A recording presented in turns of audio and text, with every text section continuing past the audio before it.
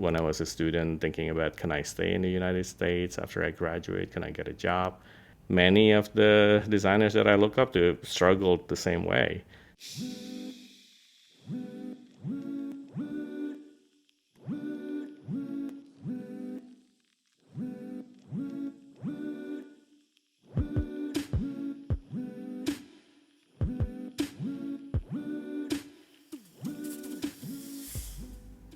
I thank you for this opportunity also, because when was that again? That maybe last year, the first Hmm. the first moment when I became a partner. Yeah, it was surreal Let too. me think. It's probably more like a year and a half. A year and a We half. started having conversations, and it's not something that just happens, like, let's do it, let's sign papers, right? It's, at least for me, that process of having another person in the family shouldn't be that formal, right? It should actually be more like getting to know someone more Yeah. closely. So I think over time, even for you, right? When did we start having that conversation? I mean, I don't really know. It's all a blur. But I think It over time it is. just became more and more clear the more we get to know each other. So I think that's great. Yeah, even we still come across the cafe that we visited when we first met in Jakarta. And if we Hmm. saw that cafe again, it is, oh, that that was the place. And we're here now. Yeah, yeah. And Time is not real. I look at that picture again and I remember, oh, I still have those pants and sandals that I was wearing that day. Well, good investment then. Well, the sandals broke finally last year. Oh, okay. Okay. It's good because I hope now that I join the partnership, I could contribute because we have kind of complementary and expertise also with other partners. Mm. Yeah, I mean, I think often when you talk about designers coexisting in the same room or in the same city, right? Uh, s- there's this tendency that you look at each other as, competition in a way, right? Uh, but truthfully, I think there's a lot of overlap in every designer, right? When I got to know you, I realized, okay, well, you can design, well, you can do websites, you can do this, you can think about strategies.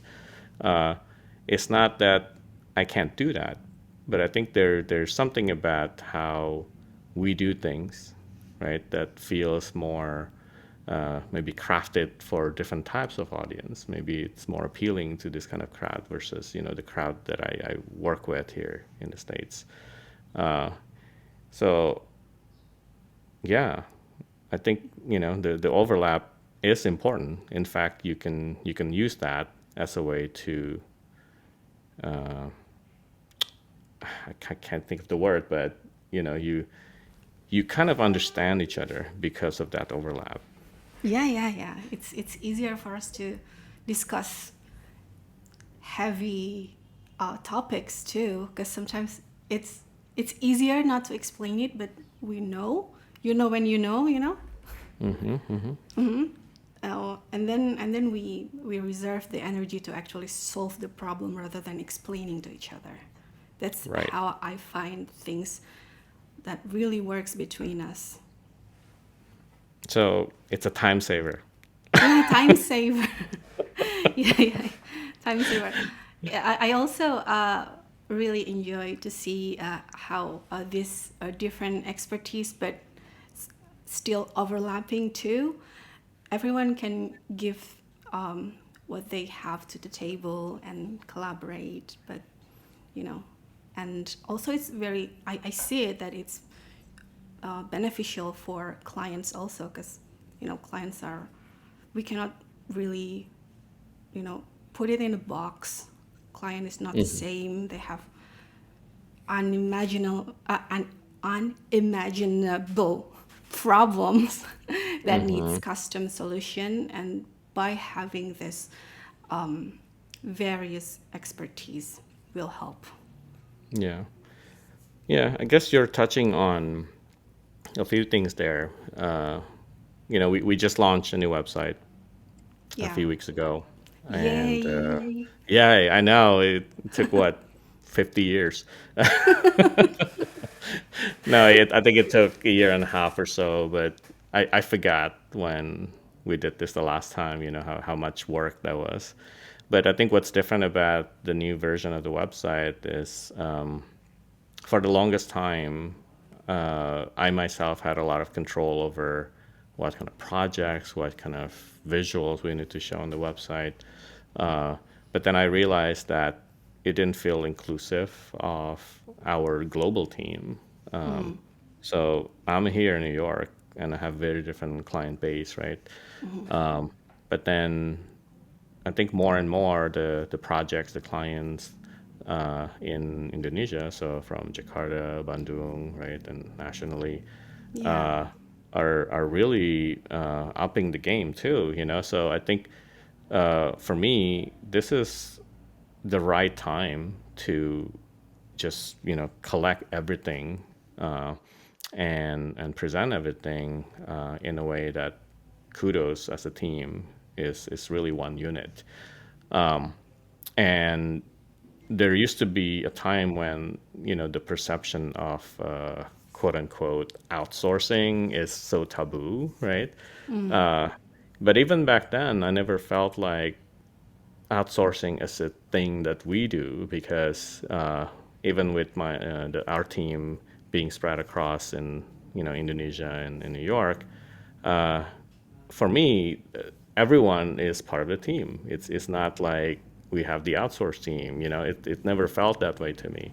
Yeah. And I think that belief internally, or at least the way I internalize this idea is I always feel like the team may have different learning curves, different perceptions of what is good, what is acceptable. But eventually, I think because we communicate a lot more, and especially now, a lot more work are done digitally, right?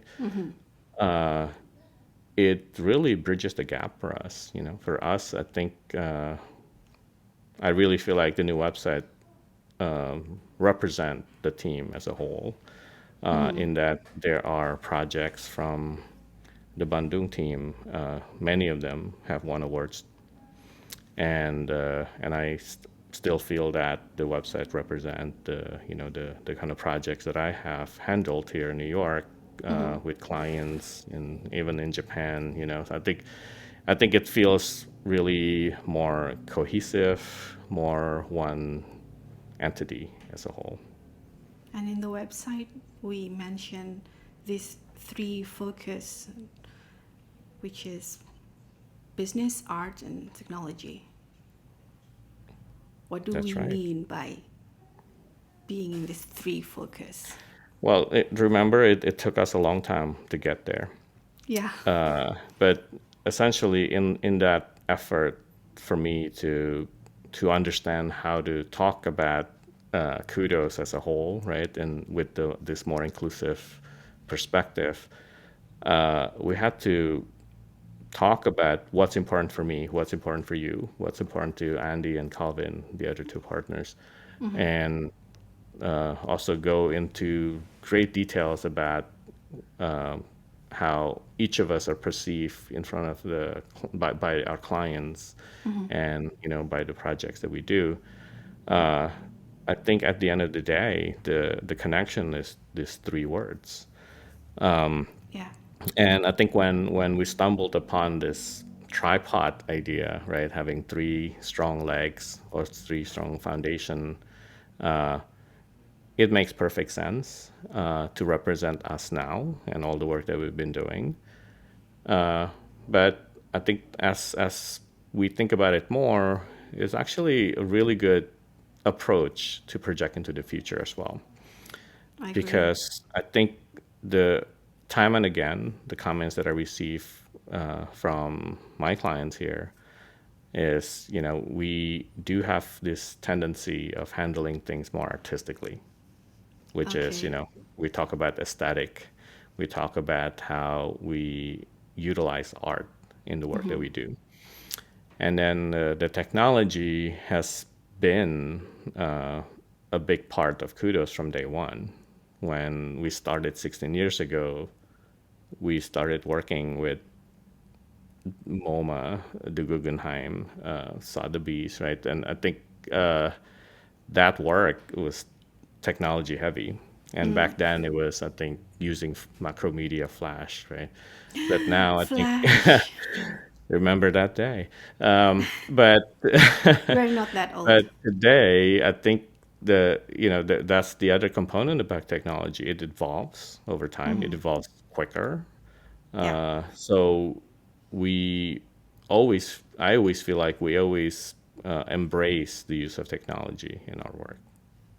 Yeah. And I think technology says that we always evolve and we always stay up to date with what matters in how we utilize technology in our work. And then the last piece of it, which is business, is something that we didn't really think about much, I think, in the beginning, because we weren't thinking about how design can solve business problems. However, the more work we've done with more bigger clients, I realized that what we've been doing all along is solving their business problems. That's right. That's right. But we didn't put it in paper that this is our focus to solve business.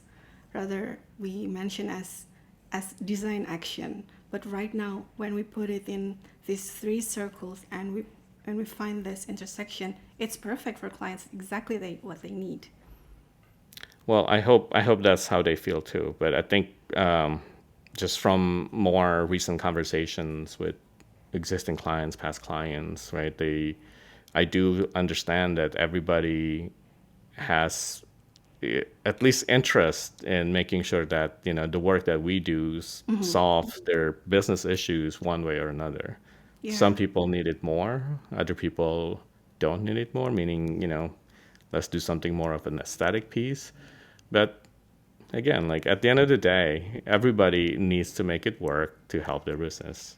Yeah, yeah, because it's rewarding that I received that confirmation, by the way, that once the design speaks business, then it's easier for clients to understand how useful they are, how impactful it is compared to when we just explain things in just aesthetically. But when the point of view is switched, like how this piece of design can help their business, then they really listen to us. Yeah. So I think because we try to incorporate business into our triptych focus more, the set of capabilities that we offer also have to grow. And That's I think this is right. also something That that is we've fun. introduced. I know, yeah. I mean, it's a lot of things that we have to add to the website. But, for example, I think from a few years ago, everybody comes to Kudos and asks for branding and websites. Those are the two very common requests, right?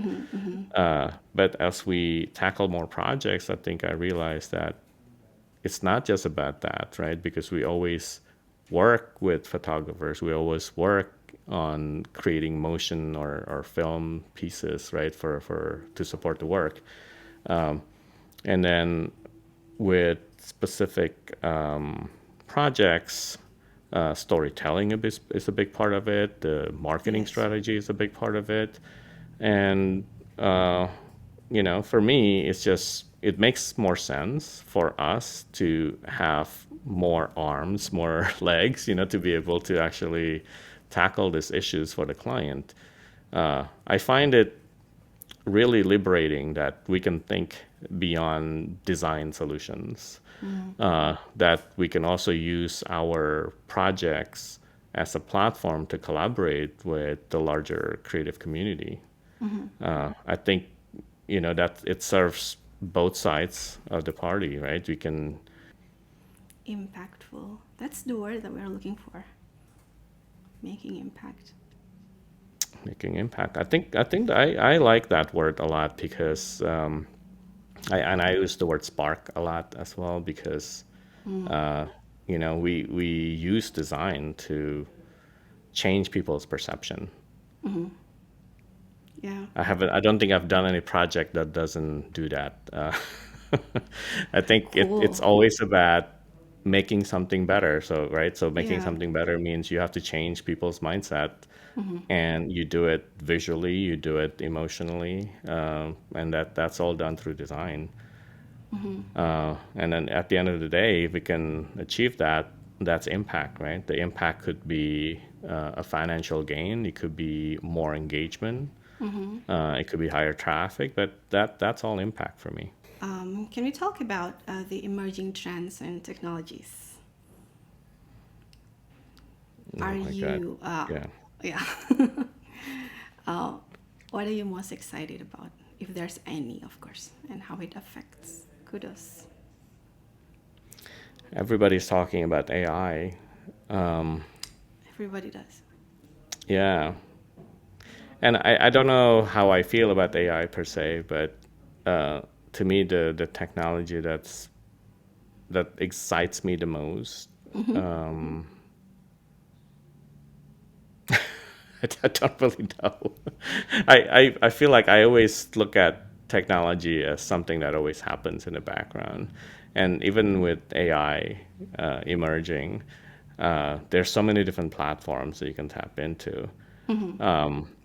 But I think what excites me the most is really how they help me and my team and us, as a whole, even the client, to move quicker because it allows us to imagine possible futures a lot more quickly.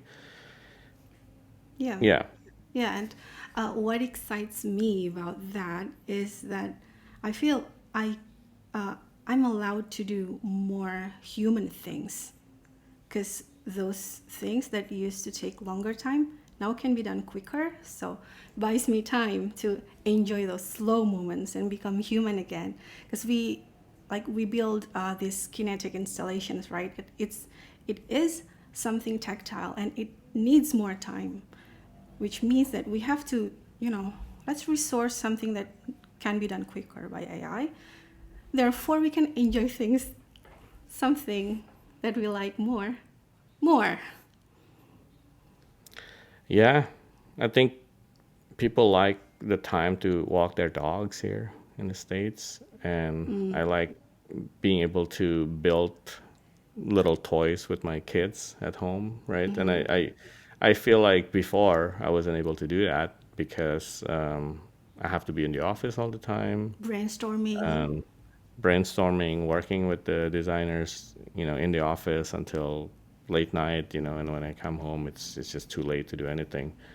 Uh, so I feel like the technology really enables us to work anywhere and also work when we need to work and also take a break during the day, right? I think that to me is uh, what really enables me to have a life again. What do you do when you have a break? Usually, uh, build a cabinet I behind you. You built it, mm-hmm. right? Oh, yeah, the the filing cabinet, which is these two right here. Uh, yeah, I built the top, so the workspace, some woodworking tools, plywood, and the cabinet. Yeah, the five panel of with they're actually doors, right? So a lot of What was it? what's that? It was door This, before? these are five doors that open to storage of Oh, okay. messiness. You mean that one? Yeah. Yeah. But anyway, yes, I learned woodworking as of a year and a half ago. Uh, and I could get lost in it when if I start working on something in the garage, I could See, come out maybe 8 hours later, you go on a like really trance. hungry and really messy, and but it's really rewarding when you see everything come together. Yeah, if a takeover design, what I would be. Now I think about it, I should start thinking about that. Maybe farmer. Farmer will work. And farmer is also rewarding. It is really rewarding, even though it's just bawang daun in my kitchen. What is Bawang it daun again? is Green great. onion. Green onion. I know. Green onions can grow so easily anywhere. It's really easy. So if I couldn't manage that, then what kind of farmers am I? I better be able to manage that green onion in my kitchen to prove myself. Yeah. How do we end this thing? We just say that's a wrap. But before we wrap this thing, what is your go-to comfort food during late night session? My wife will kill me. Because remember, this podcast is public. Yes. It would have to be kerupuk.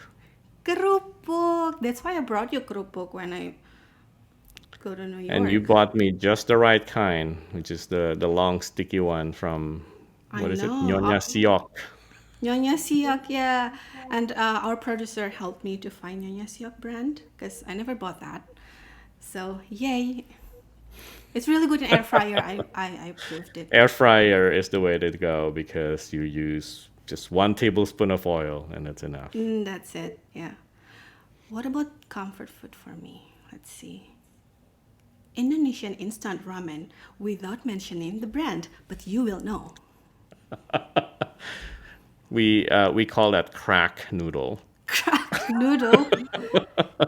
It will put me on crack, yeah, if you take 2 of them with 2 eggs and mayo and cheese and chili oil. Definitely feels like crack. It's so good for your health. Yes. It cannot be better than that. Don't do that. Let's put disclaimer. That's a wrap. See?